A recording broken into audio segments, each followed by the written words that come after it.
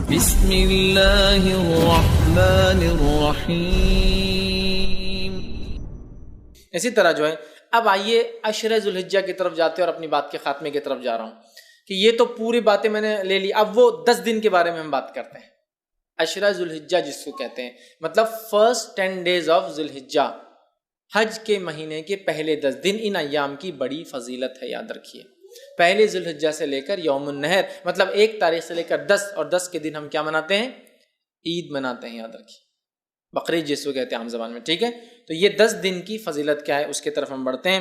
تو ذوالحجہ کے پہلے 10 دن کی فضیلت کے تعلق سے نبی اکرم صلی اللہ علیہ وسلم فرماتے ہیں، صحیح بخاری کی روایت ہے، غور سے سنیے کتنی فضیلت ہے ان دنوں کی، جس کو ہم بہت ایزی، بہت آسان اور بہت معمولی سمجھتے ہیں۔ حدیث کے الفاظ ہے، ذوالحجہ کے ابتدائی 10 دنوں کے مقابلے میں دوسرے کوئی ایام ایسے نہیں جن میں نیک عمل اللہ کو ان دنوں سے زیادہ محبوب ہو۔ مطلب ذوالحجہ کی پہلی 10 تاریخ میں جو اعمال انسان کرتا ہے اللہ کو اتنے پسند ہے کہ اتنا پسند اللہ کو باقی دوسرے دنوں میں کیے گئے اعمال محبوب نہیں ہیں۔ صحابہ کرام نے عرض کیا، اللہ کے رسول صلی اللہ علیہ وسلم کیا جہاد بھی نہیں؟ تو فرمایا اللہ کی راہ میں جہاد بھی افضل نہیں ہے۔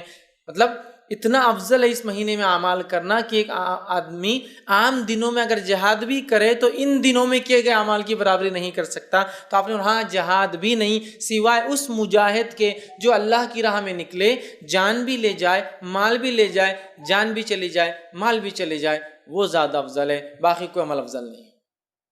مطلب ذوالحجہ کے پہلے 10 دن میں آپ جو عمل کریں گے وہ عمل جہاد سے بھی زیادہ افضل ہے۔ صرف اس مجاہد کے مقابلے میں ہمارا عمل کم ہوگا ان 10 دنوں کا جو مجاہد جان مال دونوں لے کے جائے اور کھپا دے، مطلب ختم ہو جائے، ورنہ باقی سارے اعمال ان دنوں میں افضل ہے۔ تو گویا پتہ چلا ان دنوں میں کیے گئے اعمال سب سے افضل ہے، یاد رکھیے سب سے افضل ہے۔ تو آپ جب پتہ چل گیا سب سے افضل ہے تو ہمیں خوب کوشش کرنا چاہیے۔ اور اس کے تعلق سے حافظ ابن حجر عسقلانی رحمہ اللہ لکھتے ہیں کیوں اللہ نے ان ایام کو سب سے افضل بنایا ہے، اور بڑی اچھی بات لکھتے ہیں اور بڑی اچھی حکمت وہ لکھتے ہیں اور وہ فرماتے اور کہتے ہیں اللہ تعالیٰ نے عشرہ ذوالحجہ، پہلے ذوالحجہ کے پہلے 10 دنوں کو اس لیے فضیلت اور شان اور شوکت بخشی ہے، اس کا سبب یہ وہ لکھتے ہیں یہ وہ دن ہیں جن میں ساری عبادتیں ایک ساتھ مل جاتی ہے، یہ وہ ایام ہے، یہ وہ مہینہ ہے جس میں ساری عبادتیں مل جاتی ہے۔ توحید تو ہے ایک مسلمان چلتا ہے، نماز، روزہ، صدقہ اور حج، سب چیزیں ایک ساتھ آتی ہے اس مہینے کے اندر۔ اس کی اسپیشلٹی ایسا ہے، اور کوئی مہینہ نہیں ہے سال کا جس میں ساری عبادتیں ایک ساتھ آئیں۔ آپ بولیں گے روزہ کہاں سے آ گیا؟ میں آگے آ رہا ہوں روزے کی طرف۔ اس دن نفل روزہ رکھ سکتے ہیں آپ ان 10 دنوں کے اندر، آگے میں رکھوں گا انشاءاللہ۔ چونکہ ساری عبادتیں وہ کہتے ہیں ایک ساتھ مل جا رہی، سب سے افضل اعمال ہے، تو ظاہر سے صدقہ بھی سب سے افضل اسی مہینے کا ہے۔ تو وہ کہتے ہیں چونکہ سارے اعمال ایک ساتھ مل جا رہے ہیں، توحید تو ہے ہی، نماز ہو جا رہی ہے، روز انسان پڑھتا ہے، روزہ بھی ان ایام کے اندر ہے، پہلے تاریخ سے لے کر 9 تاریخ تک روزہ رکھنا یہ سنت، اور اللہ کے رسول ہمیشہ رکھتے تھے ہر سال یہ روزے، فرسٹ 9 روزے ذوالحجہ کے، پہلے 9 دن کے روزے، 10ویں دن تو عید ہے، ٹھیک ہے، رکھتے تھے۔ تو روزہ بھی مل گیا، نماز بھی مل گئی، توحید پر انسان تھا، صدقات بھی کرے چونکہ سب سے افضل عمل ہے، اور اس میں حج بھی آ جاتا ہے، سارے ارکان ایک ساتھ آ رہے ہیں۔ تو وہ کہتے ہیں اس وجہ سے اللہ نے یہ حکمت ہو سکتی ہے کہ ان 10 دنوں کو اتنی زیادہ اہمیت دی، اور واقع میں ایسا اور کبھی نہیں ہوتا، یاد رکھیے۔ لیکن ایک سوال، کیا شب قدر سے بھی افضل ہے؟ تو نہیں، یاد رکھے نہیں، وہ ایک اسپیشل ہے، اللہ نے قرآن میں جب بیان کر دیا تو اب اس کو ضرورت نہیں الگ سے وہ کرنے کی۔ شب قدر اور رمضان کا عشرہ اس کی ایک الگ ہی اپنی اہمیت ہے، وہ مستحکم، اس کی فضیلت بالکل ثابت ہے۔ اب جو باقی باتیں نہیں اس کے بعد ہی، اس کے نیکسٹ ہی ہوں گا، یاد رکھیے، ٹھیک ہے؟ تو سب سے افضل ہے، تو ان ایام میں ہمیں خوب سے خوب زیادہ سے زیادہ اعمال کرنا چاہیے۔ اب وہ جو تکبیرات وغیرہ میں نے کہی تھی روک دیا تھا، ایام تشریق میں کرنا ہے، اب عشرہ ذوالحجہ میں بھی تکبیرات کو کہنا ہے، اور پورے 10 دنوں تک، اور باقی کے 3 دن۔ تو آئیے تکبیرات میں سب سے پہلے ہم خوب تکبیریں کہیں۔ مسند احمد کی روایت ہے، آپ سے فرماتے رہے کہتے ہیں ان 10 دنوں میں، مطلب ذوالحجہ کے پہلے عشرے میں کے مقابلے میں دوسرے کوئی ایام ایسے نہیں جن میں نیک اعمال اللہ کے یہاں زیادہ درجے والے ہو، لہٰذا ان دنوں میں کثرت سے اللہ کی وحدانیت بیان کرو، اللہ کی بڑائی بیان کرو، اور اللہ کی حمد بیان کرو۔ ان 10 دنوں سے زیادہ عمل اللہ کو کوئی پسند نہیں، لہٰذا اللہ کی وحدانیت، ایک ہونا بیان کرو، اس کی توحید بیان کرو، اور اس کے تعلق سے آپ آگے فرما رہے ہیں اس کی جو ہے بڑائی، اس کی تکبیر بیان کرو، اور اس کی حمد بیان کرو، ٹھیک ہے؟ اب آئیے اللہ کی وحدانیت بیان کرنے سے کیا مراد؟ لا الہ الا اللہ، یہ کہنا، یہ وحدانیت بیان کرنا۔ ہے نا. اسی طرح اللہ کی جو تکبیر بیان کرنے سے کیا مراد؟ اللہ اکبر کہنا اور دیگر تکبیرات جو اللہ کی بڑائی بیان کرتی ہے وہ کہنا. اسی طرح جو اللہ کی حمد بیان کرنے سے کیا مراد؟ اس کی تعریف بیان کرنا، ہر چیز کے اوپر اس کی پاکی اور اس کی تعریف بیان کرنا، یہ اس سے مراد ہے. اور پہلے ذوالحجہ سے لے کر 10 ذوالحجہ تک جو تکبیرات کہتے ہیں ان تکبیرات کو مطلق کہا جاتا ہے، یاد رکھیے. تو پہلے ذوالحجہ سے لے کر 9 ذوالحجہ تک جو تکبیرات انسان بیان کرتا ہے اسے تکبیر مطلق کہتے ہیں، مطلب وہ تکبیریں جو مطلق ہیں. اور 10 ذوالحجہ سے لے کر 13 جو تکبیر بیان کرتی ہے اس کو کہتے ہیں تکبیر مقید، وہ قید ہوتی ہے، کسی عمل کے ماتحت چلتی ہے، یاد رکھیے. تو یہ تکبیرات ہیں. اب کیا تکبیرات بیان کریں؟ تو آئیے کچھ چند تکبیرات جو ثابت ہے وہ آپ کے سامنے رکھ رہا ہوں جو ہم بیان کر سکتے ہیں. پہلی روایت مصنف ابن ابی شیبہ کی ہے، اس کے اندر آتا ہے کہ آپ جو تکبیر بیان کر رہے ہیں بڑائی وہ ہے اللہ اکبر اللہ اکبر اللہ اکبر لا الہ الا اللہ واللہ اکبر وللہ الحمد. یہ سب سے کامن ہے جو ہم لوگ عموماً کرتے ہیں. اللہ اکبر اللہ اکبر اللہ اکبر 3 بار ہے. لا الہ الا اللہ، نہیں کوئی معبود سوا اللہ، اللہ بڑا ہے اللہ بڑا ہے اللہ بڑا ہے، نہیں ہے کوئی معبود سوا اللہ کے، واللہ اکبر اور اللہ بڑا ہے، وللہ الحمد اور ساری تعریف اللہ کے لیے. تکبیر اور اللہ کی حمد دونوں ایک ساتھ آ گئی. یہ سب سے مشہور اور معروف ہے، یہ آپ پڑھ سکتے ہیں. دوسرا جو پڑھ سکتے ہیں جو ثابت ہے وہ یہ ہے الفاظ اللہ اکبر کبیرہ، ٹھیک، اللہ اکبر کبیرہ والحمد للہ کثیرہ وسبحان اللہ بکرۃ واصیلہ. دوسرا آپ یہ کر سکتے ہیں اللہ اکبر کبیرہ والحمد للہ کثیرہ وسبحان اللہ بکرۃ واصیلہ، یہ آپ دوسرا کر سکتے ہیں. تیسرا آپ جو کر سکتے ہیں اللہ اکبر اللہ اکبر اللہ اکبر کبیرہ، اللہ اکبر اللہ بڑا اور اللہ سب سے بڑا ہے، یہ بھی ثابت اللہ اکبر اللہ اکبر کبیرہ. ٹھیک ہے. اس کے علاوہ جو ثابت ہے فتح الباری میں جو روایت آتی ہے اس میں یہ ہے اللہ اکبر کبیرہ اللہ اکبر، یہ الفاظ بھی جو ہے آپ ادا کر سکتے ہیں.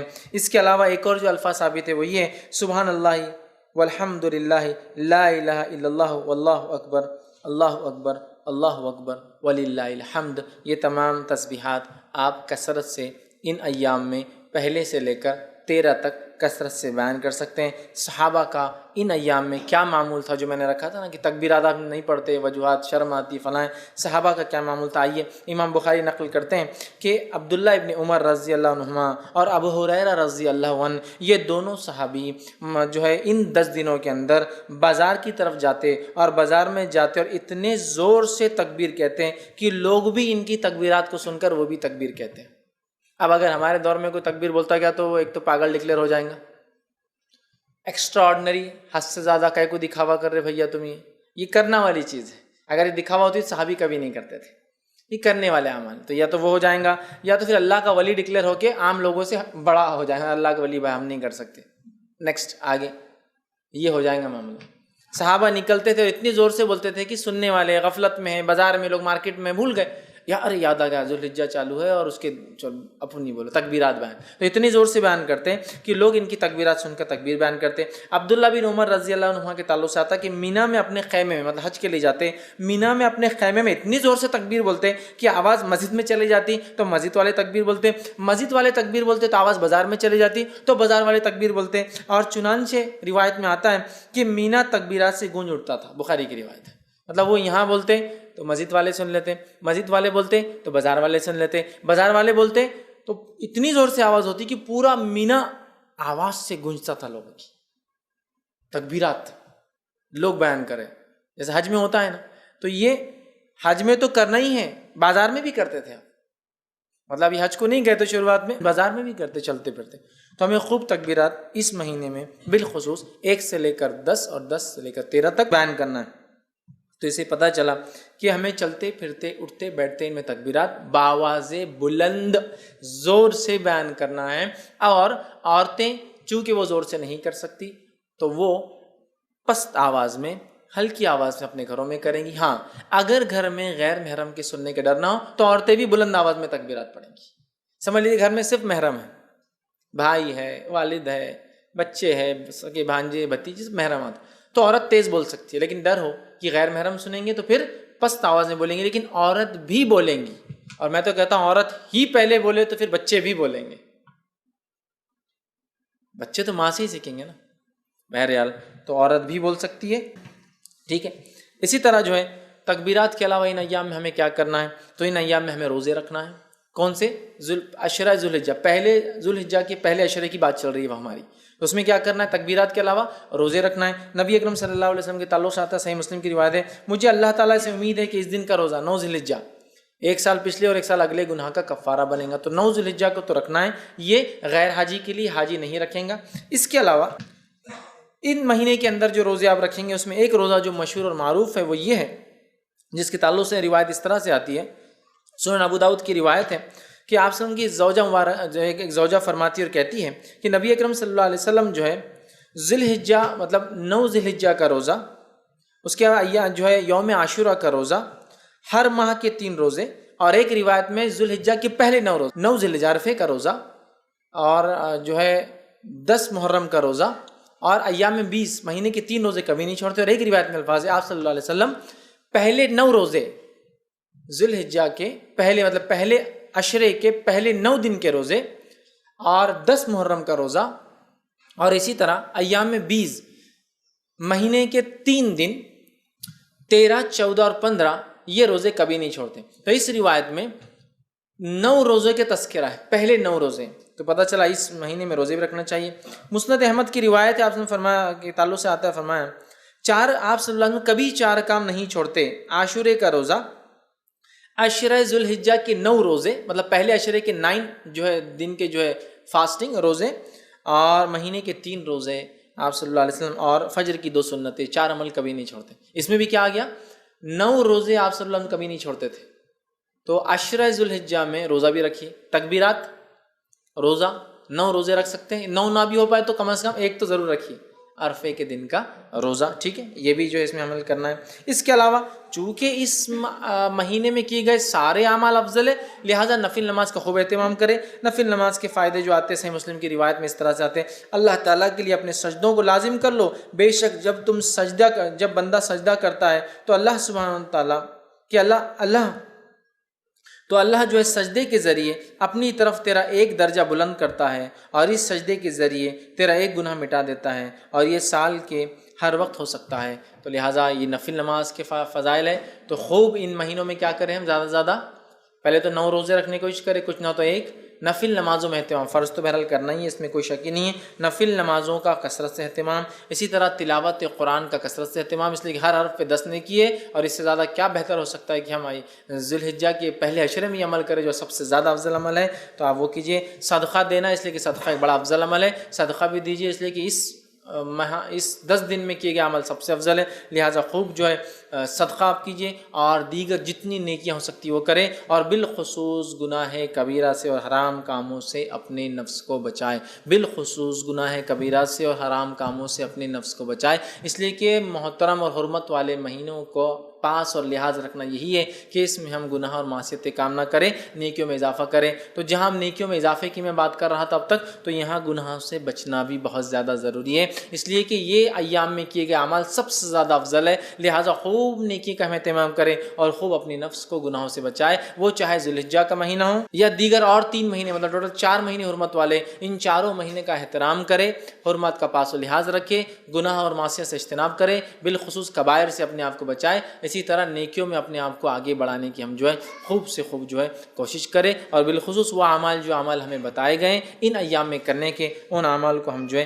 کثرت سے کرنے کی کوشش کریں، زیادہ سے زیادہ نیکی کریں، اور زیادہ سے زیادہ گناہوں سے اپنے نفس کو، اپنے آپ کو بچانے کی کوشش کریں. اب آئیے آخر بچ چند کلمات کہ ان ایام میں جو مخصوص دن ہیں ان کے کچھ نام آپ کے سامنے رکھ دیتا ہوں تاکہ بات سے واضح ہو جائے. جو ہے پہلے عشرے کو جو ذی الحجہ کا ہوتا ہے یا ذی الحجہ کا ہوتا ہے اسے کہتے ہیں عشرہ ذی الحجہ. تو عشرہ ذی الحجہ، عشرہ کا معنی 10 ہوتا ہے، تو عشرہ ذی الحجہ بولے تو بعد کے 10 دن یا آخر کے 10 دن نہیں یاد رکھیں. جب بھی روایت میں آئیں گا عشرہ ذی الحجہ تو معنی ہے پہلے 10 دن، فرسٹ 10 days. ٹھیک ہے. اس کے علاوہ دوسرا جو ہے یوم الضحیٰ، یہ جو ہے عید الاضحیٰ کے دن کو کہتے ہیں یوم الضحیٰ. اسی طرح جو ہے ایک اور دن ایام معلومات، جو ہم نے ابھی دیکھا قرآن کی آیت میں جو ہے، جو سورہ حج کی آیت میں 27 میں، وہ ہے 10، 11، 12 اور 13. یہ ایام معلومات ہیں، ان کو ایام معلومات بھی کہا جاتا ہے. کہ ایام معلومات مطلب 10 ذی الحجہ، 11 ذی الحجہ، 12 اور 13 ذی الحجہ. اسی طرح ایام تشریق 11 ذوالحجہ، 12 ذوالحجہ اور 13 ذوالحجہ کو کہا جاتا ہے. اسی طرح یوم عرفہ 9 ذوالحجہ کو یوم عرفہ کہا جاتا ہے. اسی طرح یوم النہر 10 ذوالحجہ کو، عید کے دن. یوم النہر مطلب قربانی کا دن، خون بہانے کا دن. تو یوم النہر 10 ذوالحجہ کو کہا جاتا ہے، عید کے دن کو کہا جاتا ہے. اسی طرح جو ہے یوم الترویہ کہا جاتا ہے 8 ذوالحجہ کو، جب جو ہے حاجی جو ہے مینا میں جو قیام کرنے آتے ہیں. اور یہ بات جو ہے سنن ابو داؤد میں آتی ہے، تو اس کو یوم الترویہ کہتے ہیں، جو 8 ذوالحجہ ہوتے ہیں. تو یہ چند نام ہیں. اسی طرح جو ہے لیلۃ الحسبہ کہتا ہے، ایام تشریق کے بعد جو ایک رات آتی 14 کی، اس کو لیلۃ الحسبہ کہتے ہیں. تو یہ چند نام تھے جو ان دن میں ایام تشریق، یوم النہر، عید الاضحیٰ اور اس طرح سے ہم لوگ سنتے ہیں عام طور سے. تو یہ وہ چند چیزیں تھیں جو میں نے بہتر سمجھی کہ آپ کے سامنے